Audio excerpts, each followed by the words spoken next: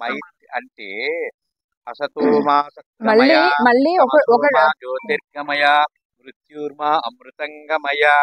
నువ్వు అంతటినీ ప్రేమించు, అందరినీ ప్రేమించు, అందరినీ ఐక్యం చేసుకో, అందరితోటి నువ్వు సఖ్యతగా ఉండు.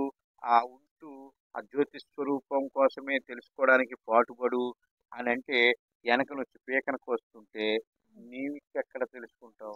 అవన్నీ ఇప్పటి నుంచి కాదండి, కొన్ని కోట్ల సంవత్సరాల నుంచి మన ఇది జరుగుతూ వస్తుంది కాబట్టి అప్పుడప్పుడు కనెక్ట్ అయిపోయినాయి ఈ ఎనర్జీస్, ఈ వేస్ట్ ఎనర్జీస్ అంటే అప్పుడే కనెక్ట్ అయిపోయినాయి. భగవద్గీతలో ఏం రాసిన అన్ని శ్లోకాలు అయిపోయింది లాస్ట్ నీ ఇష్టం ఇవన్నీ చెప్పుకొచ్చాను. ఇట్లా ఉండమాట చెప్పినా, ఇట్లా నడుమాట చెప్పినా, ఇట్లా ఆచారం చేయమాట చెప్పినా నీ ఇష్టం వస్తే ఆచారం చేయి, లేకపోతే లేదు. అంతే. అయితే వాళ్ళు ఏం రాసి శరీరం కూడా ఉన్నంతసేపేనండి ఇవన్నీ పాటించుకోవడం. శరీరం లేనప్పుడు ఆ భగవద్గీత లేదు, ఖురాన్ లేదు, బైబిల్ కూడా లేదు, అది అసలు వర్తించదు. మన శరీరం అని అనుకున్నది ఏంటంటే అరిషడ్ వర్గాలు. అరిషడ్ వర్గాలకి మెయిన్ ఎవరు? మనసు కారణం.